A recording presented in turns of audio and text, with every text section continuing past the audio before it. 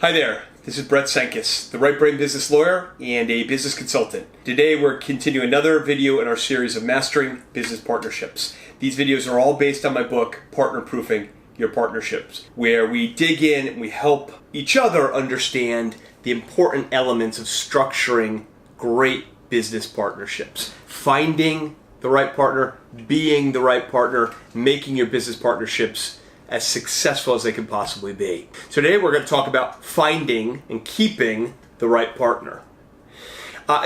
Quick aside, this doesn't matter if you've got a corporation, if you've got an LLC, this doesn't have to be technically a partnership. So when I use the word partner, I mean any co-founder, other co-owner in a business venture. And it applies equally in corporations or LLCs. Now in partnerships, true partnerships, partners owe each other fiduciary duties, which are duties of transparency and honesty and kind of like I'll have your back.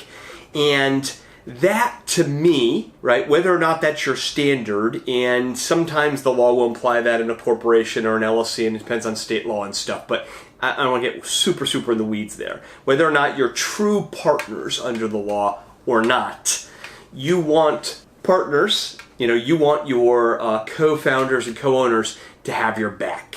You want them to be fair in the gray, is what I call it.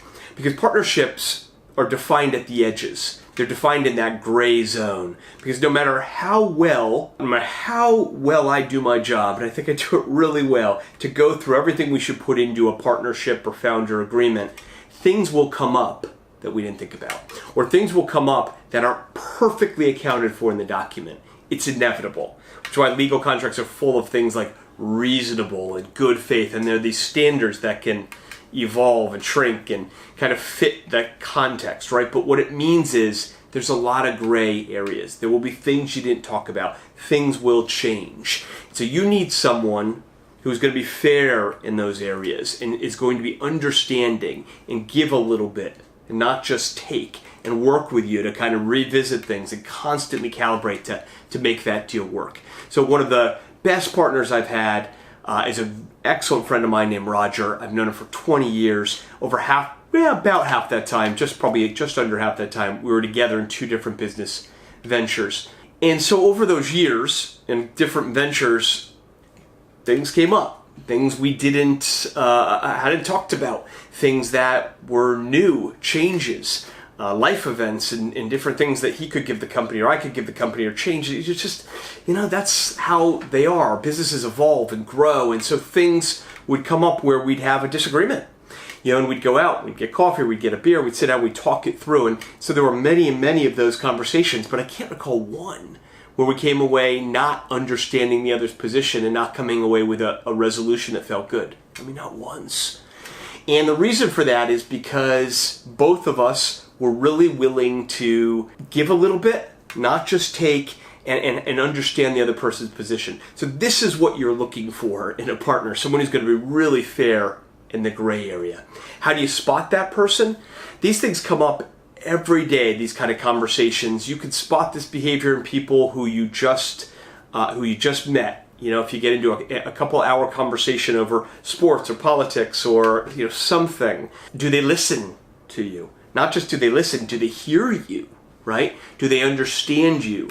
Do they admit when they're wrong? Are they searching for truth or just trying to be right? I mean, these are traits that come up in every interpersonal relationship, things that come out pretty early on. Those are things that will define someone who's going to be understanding with you, has some degree of empathy, and understands that they need to give a little bit. And that isn't weakness, right? If they're always holding their line, always trying to never give an inch, that's just not going to be the kind of partnership that's going to evolve and grow and work very smoothly through those edges. Once you found that person, you think you found that person, you get into business, what is the single number one thing you can do to ensure that you were right in who you picked and that person continues to be who you thought he or she was? I'll tell you, it's for you to be the right partner. So the number one way to get the right partner is to be the right partner. In other words, you've got to model that behavior. You've got to be understanding. You have to listen. You have to give and take a little bit. So again, partnerships evolve. And if you don't have a great partnership agreement, you're getting into business with someone, you ought to call me and we'll do an awesome job getting that down on paper and getting it tight, but things will still come up. And so you need to pick the right person who will work with you and evolve with you, and you need to be that right person. Now, if you get into a business partnership and you find you're always doing the giving, and I've been there, right, where you feel like this is exhausting. There's two people here, and there's only one person who's thinking about both of us, right? In other words, like your partner's just always me, me, me, me, me. That's not a partnership that is highly unlikely to work, right? So if you get in that position, you figure, and you realize this person isn't who I thought they were. Now, we talked about it before, earlier in another video, accountability, turn the lens inward. There might be something you can do in that situation or something you are doing to bring it about.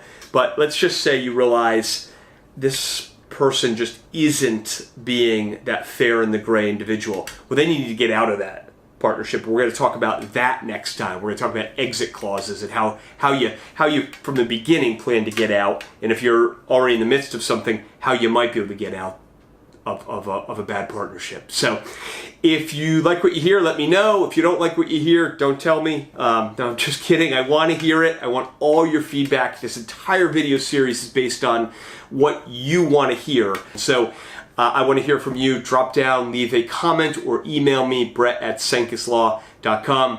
Thank you. Talk next time.